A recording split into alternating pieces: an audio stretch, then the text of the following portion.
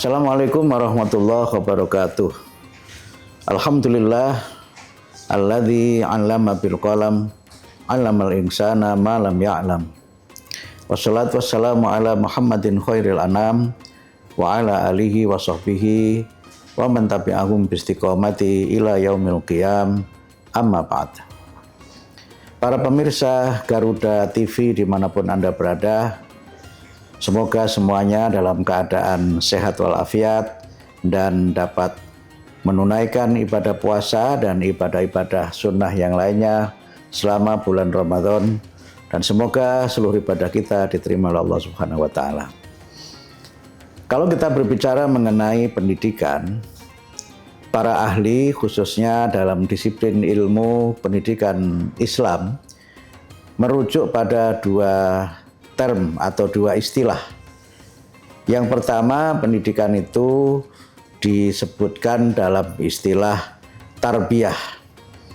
Yang tarbiyah itu berasal dari kata robba yurabbi tarbiyatan, yang berarti memelihara, mengasuh, menuntun, melindungi, dan istilah-istilah lain yang kalau dalam istilah bahasa Inggris itu disebut dengan nurture, to nurture.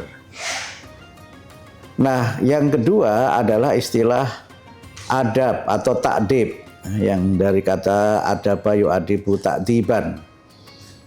Yang kalau kita menekankan pada pengertian yang kedua, maka pendidikan itu pada dasarnya adalah proses untuk kita ini mendampingi anak-anak kita supaya menjadi manusia-manusia yang berakhlak mulia atau manusia yang beradab. Karena itu maka pendidikan sesungguhnya kalau kita lihat dari dua istilah tadi, baik tarbiyah maupun takdib, keduanya menekankan pentingnya kita menanamkan karakter, pentingnya kita menanamkan akhlak dan keadaban kepada anak-anak kita. Sehingga karena itu, kalau kita mencoba mengkaitkan ini dalam wilayah-wilayah yang bersifat praksis, bagaimana pendidikan itu diselenggarakan, maka ada 3 prinsip yang harus kita lakukan. Pertama adalah prinsip bahwa pendidikan itu merupakan proses di mana kita ini mengembangkan fitrah atau potensi yang dimiliki oleh anak-anak kita. Nah, fitrah itu kalau saya pahami dari berbagai ayat Al-Quran maupun hadis Nabi, ada 4 fitrah itu. Yang pertama adalah fitrah beragama, fitratuddin, fitrah beragama. Kalau kita baca di Al-Quran, kita mendapatkan penjelasan bahwa ketika manusia itu masih di dalam alam arwah, mereka ini sudah berikrar bahwa mereka adalah makhluk yang bertauhid, menyembah Allah. Alastu birabbikum qalu bala syahidna. Bukankah aku ini Tuhanmu? Dan manusia yang masih dalam alam arwah tadi itu menjawab, betul, engkau Allah adalah Tuhan kami. Yang kedua adalah fitrah akliyah. Fitrah yang berkaitan dengan akal. Nah, akal itu seringkali dikaitkan dengan kemampuan intelektual, kemampuan berpikir, atau kemampuan-kemampuan lain yang memerlukan penalaran tingkat tinggi. Nah, yang ketiga itu fitrah kulubiyah atau fitrah yang berkaitan dengan hati nurani. Yang dengan hati nurani itu manusia memiliki affection atau memiliki hal-hal yang sering disebut sebagai bersifat emosional.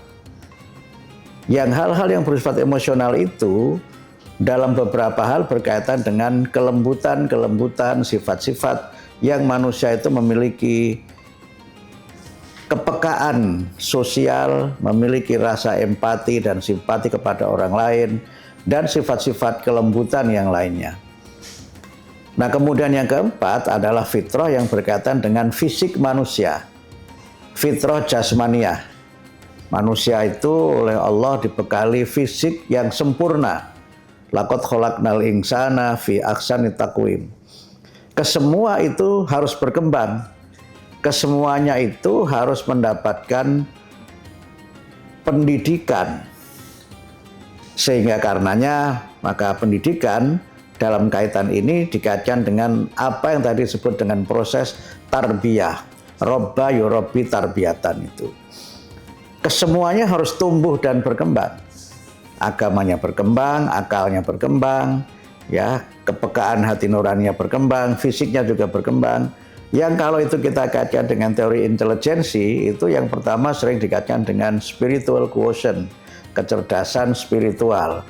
Kemudian yang kedua, yang akliyah itu dikaitkan orang dengan misalnya intellectual quotient. Kemudian yang ketiga itu fitrahnya berkaitan dengan social atau emotional quotient. Yang keempat itu dengan misalnya physical atau dikaitkan dengan misalnya motorik quotient. Nah, itu semuanya harus tumbuh dan berkembang, dan karena itu diperlukan proses namanya tarbiyah itu. Nah, adab itu adalah bagian dari pendidikan di mana semuanya itu harus bermuara kepada terbentuknya karakter dan kepribadian yang utama. Sehingga karena itu maka esensinya pendidikan itu adalah proses pengembangan potensi atau fitrah dan proses pembentukan karakter. Nah, tetapi memang semuanya itu perlu ada ukuran-ukuran. Nah, ukuran-ukuran itu yang kemudian dikaitkan dengan misalnya proses-proses penilaian. Nah, karena itu maka pendidikan itu tidak berhenti pada proses mengetahui atau knowing, tetapi proses di mana manusia itu behaving dan kemudian becoming. Asumsinya begini, asumsinya bahwa dengan manusia itu mengetahui, maka dia akan berperilaku sesuai dengan pengetahuannya itu. Dan dengan pengetahuannya itu, maka dia akan berkepribadian sesuai dengan apa yang menjadi kebiasaan dia. Nah, pendidikan itu kan proses di mana kita membiasakan murid-murid kita, anak-anak kita ini dengan hal-hal yang baik, yang hal-hal yang baik itu bisa dibentuk dari lingkungan di mana mereka berada dan bisa juga dibentuk dari pengetahuan yang diajarkan di sekolah atau lembaga pendidikan. Karena itu tidak perlu ada dikotomi antara penilaian yang bersifat akademik dengan penilaian yang bersifat non-akademik karena terkait dengan semuanya. Pendidikan adalah proses mengembangkan potensi dan membentuk keadaban yang utama, dan itulah yang penting.